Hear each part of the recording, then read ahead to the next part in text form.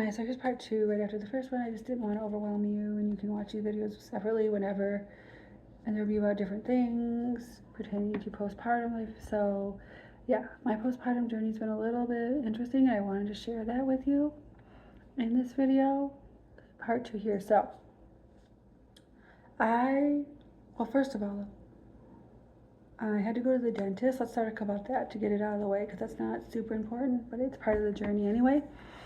And I had to get a root canal and a crown, and I had to get tooth extracted and all of this stuff to kind of make my mouth better. They cleaned my gums. I've been brushing my teeth a lot more now than I was. I'll admit to that. ADHD or not ADHD, I'm not sure if I actually have that, but I was self-diagnosed myself, and so that journey's been interesting too, and I'll explain that along the way. But yes, so I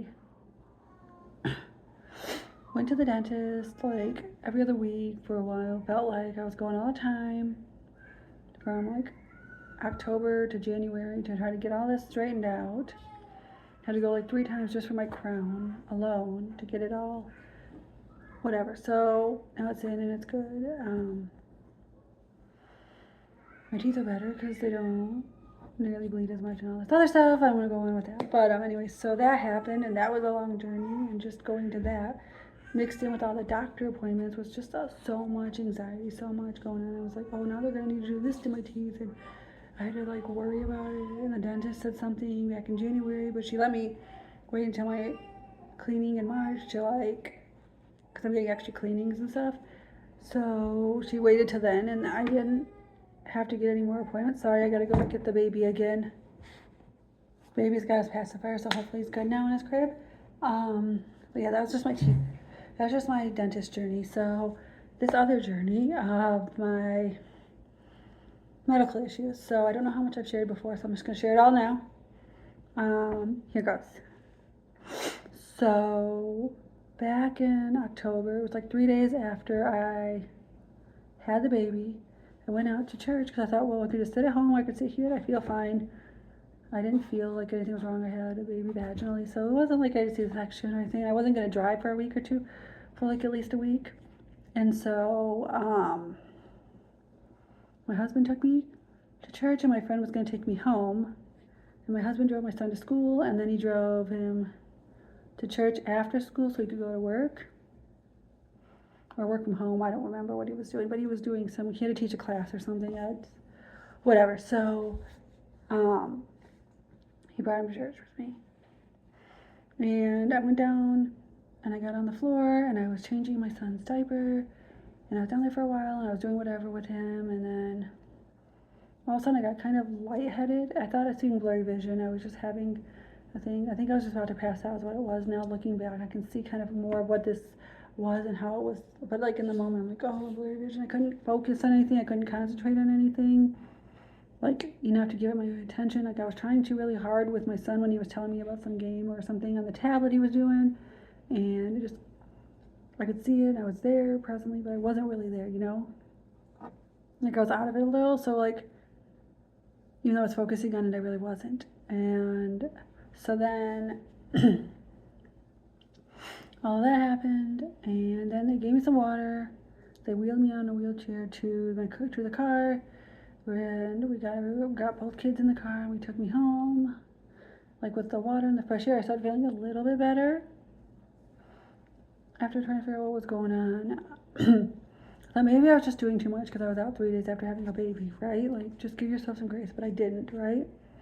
Anyway, so 2 days later, smaller but similar symptoms were happening, because the next day I just rested and didn't do a lot. And I got sleep that night because my husband let me sleep for 7 hours, which back then was really great. I get it a lot more now because the baby sleeps 10, 12 hours, which is so great, and I'm grateful.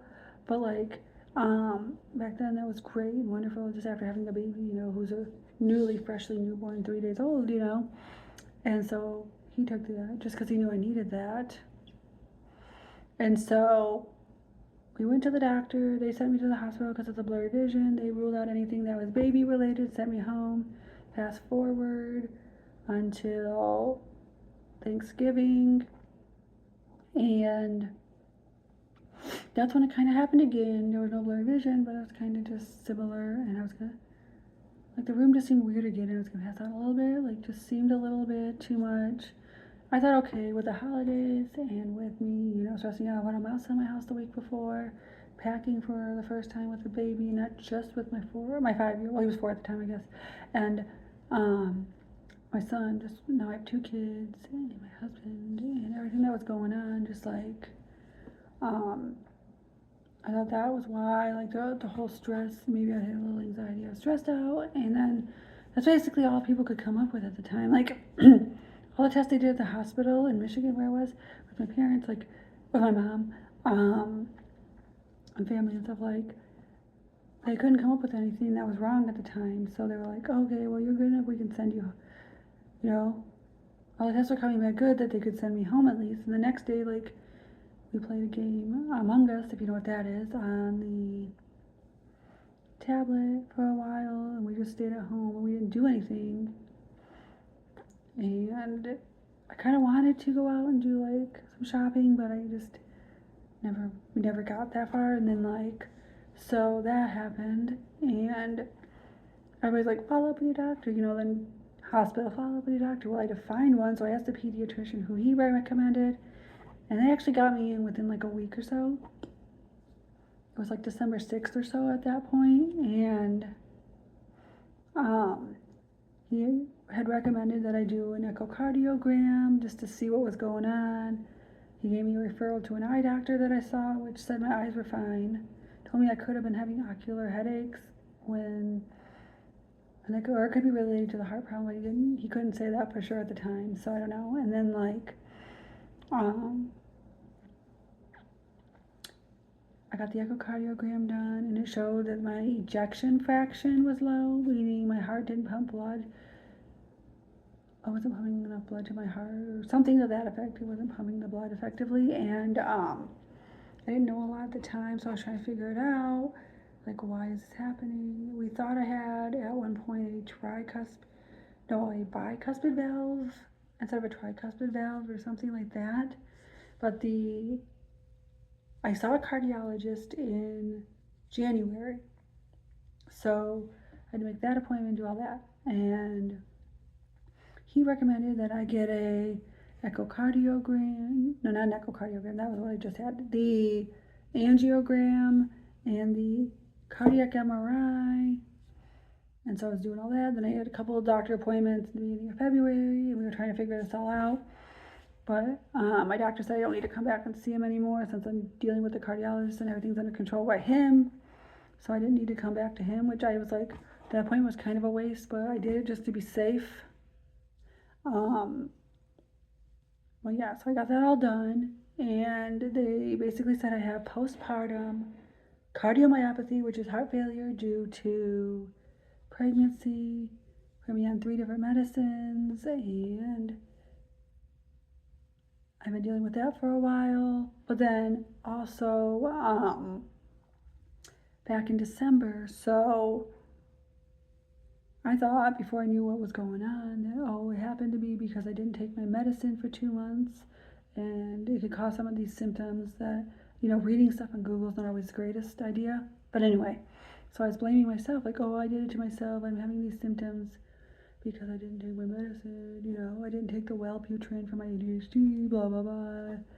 And then so I got back on it, because I had a couple of pills, and I got back on it because that I could, and then the doctor gave me more, and I was taking them for about a week, and that's when I started having severe depression, and I just couldn't eat. Like, I was forcing myself to eat. Like, it was hard. Like, it was not, like, having half a sandwich for lunch and trying to just force yourself to get that down to where now I can eat, like, whole bagels with, like, eggs and sausage is my preferred thing sometimes. So, like, yeah, cheese. Anyway, so, like, I couldn't eat and everything, and I went to try to talk to that doctor, but something happened with the appointment, I don't know. But anyway, so then, like, I saw a different OB than the one I had because she apparently no longer worked with the company when I tried to make an appointment with her. A couple months later, she's no longer, it just weird, work short was weird. That they did that to me back with my other OB, the first one I got, they gave me, and then the second one now. And so I'm like, okay. So I saw, this is my third one I'm seeing this year, whatever. Now, like, so I saw the OB, and I basically cried in her office the whole entire time. It was just sad, just letting all my emotions out. And she said, well, stop the Wellbutrin, and if it still is bad, then we'll put you on Zoloft. Well, it got better for a little while, but then all the appointments were creeping up and the things, and I think part of the depression and the anxiety was from, you know, getting this diagnosis of your heart, not knowing what's going on, and you're worried and you're stressed and you're freaking out, like, okay, heart conditions aren't great, and then every little pain happening. I'm trying not to freak out now so much because I'm like getting better, but for a while that's all I was doing was freaking out, and I had this chest pain and I didn't know what it was. And before I had the echocardiogram done, I was at the hospital for chest pain, which they said was indigestion, but it probably was part of this whole thing, or it could have been indigestion too, who knows, honestly. But I didn't eat anything, and more recently, a couple weeks ago, I was basically having some chest pains, and I was freaking out about it to my mom, cried a little, but not much. And then, like, I took some Tums, I burped a lot, everything was better. I was like, okay, fine. I just needed somebody to calm me down and tell me that it was that, because I wouldn't have thought of that, because I'm like, oh, it's related to this. And I just got nervous for a moment, right? So this is all happening. And so, like, back in December, I was so depressed.